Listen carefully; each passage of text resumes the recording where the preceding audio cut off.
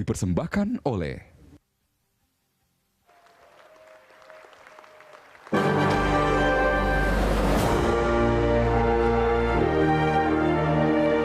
para pasangan calon dan penonton hadirin.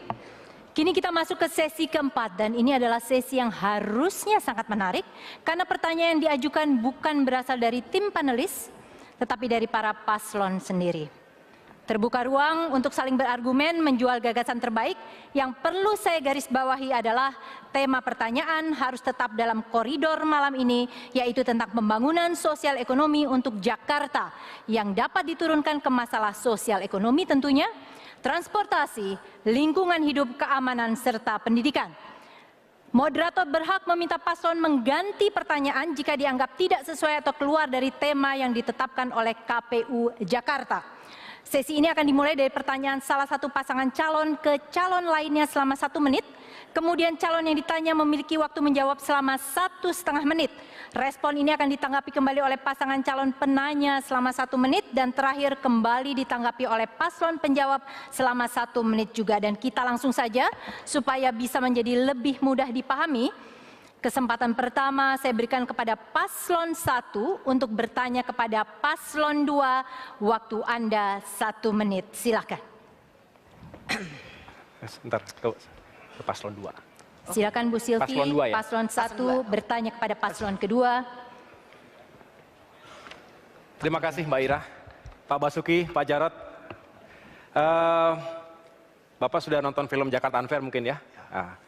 Jadi saya hanya ingin bertanya Pak, itu kan tentu dokumenter yang menggambarkan derita dan nestapa dari warga Jakarta, rakyat kecil yang hidupnya sudah sangat sulit dan akhirnya tergusur ke tempat lain. Bapak punya alasan tentunya mengapa menggusur, tetapi bagaimana perasaan Bapak sebagai pemimpin sekaligus pengambil kebijakan tersebut melihat warga yang hidupnya semakin sulit begitu, semakin sulit dan akhirnya kehilangan segalanya. Mereka disegel, setelah itu harus terhempas dari kota Jakarta selama-lamanya. Akhirnya nanti pertanyaannya adalah Jakarta ini untuk siapa? Warga yang mana yang kita ingin bahagiakan? Kita ingin kota kita cantik, tetapi bukan karena kecantikan itu kemudian ada tangis yang berlarut-larut di kota ini. Terima kasih Pak Jarod. Oke, baik. Ditahan dulu, paslon 2 Anda memiliki waktu 1,5 menit untuk menjawab pertanyaan tersebut. Silakan. Ya, ini memang mungkin pasangan calon 1 lihatnya hanya lokasi tertentu. Kami itu tidak pernah menggusur daerah yang tidak tinggal di dalam aliran sungai sebetulnya.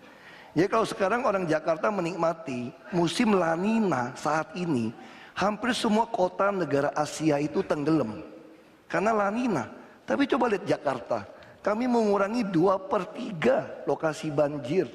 Yang dulu di Semper saya datang, itu 3 minggu tenggelam. Sekarang hanya berjam-jam saja, karena sudah kami kerjakan.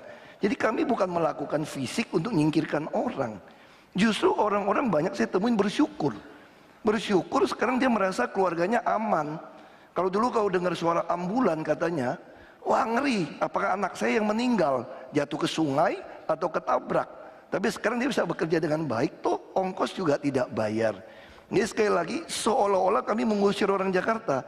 Yang tidak mendapat rusun itu adalah penyewa yang datang dari luar kota sebetulnya. Tapi kalau dia berKTP DKI pasti dapat rusun. Karena rumus kami sangat sederhana. Kalau rusun belum tersedia, terpaksa banjir kami biarkan tetap terjadi. Makanya jangan heran Bapak Ibu, masih ada 400 titik lebih kalau hujan masih tergenang banjir. Kenapa? Karena pembangunan rusun kami belum siap. Kalau rusun sudah siap, baru kami kerjakan. Itulah yang kami katakan manusiawi kami. Terima kasih. Baik, kini saya berikan kembali kepada paslon 1, Pak Agus dan Bu Silvi, giliran Anda menanggapi dalam waktu 1 menit apa yang sudah disampaikan paslon 2. Saya jadi bingung. Bagaimana ya dengan Bukit Duri kok bisa jadi menang ya? Itu yang saya pikirkan. Apa kemenangan itu semu? Atau artinya nggak bermakna? Kalau jadi seorang pemimpin saya kira mesti mengevaluasi ya. Bahwa yang dilakukan ini menabrak hukum atau tidak. Dan ingat, pasal 34 Undang-Undang Dasar 45, fakir miskin ditanggung oleh siapa? Negara. Dan akibat itu menggusur, tak pernah memikirkan dampaknya, siapa yang harus bertanggung jawab?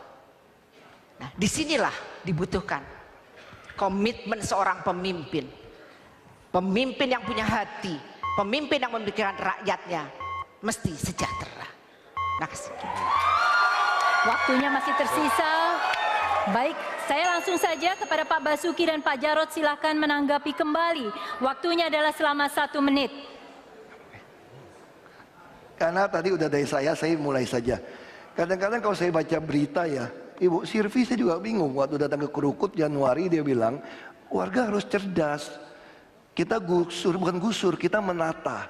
Sementara pasangan calon gubernur bilang, kami tidak menggusur, kami tidak mau pindahkan, kita mau bikin agak rumahnya terapung. Saya nggak ngerti bagaimana sungai yang tadinya 30 meter, sekarang tinggal 5 meter, bagaimana mau dibalikin 30 meter tanpa merobohkan bangunan yang tidak layak itu. Tapi ya sudahlah, namanya juga pengen jadi gubernur kan, kita juga maklum, kan ini petahana kan. Kita juga maklum, tapi saya sangat berharap siapapun yang jadi gubernur, rakyat itu diedukasi lah. Jangan dibodohi. Kita pengen menang, tapi kita menang dengan elegan, rakyatnya jadi cerdas. Saya kira itu yang kita sampaikan. Terima kasih. Baik.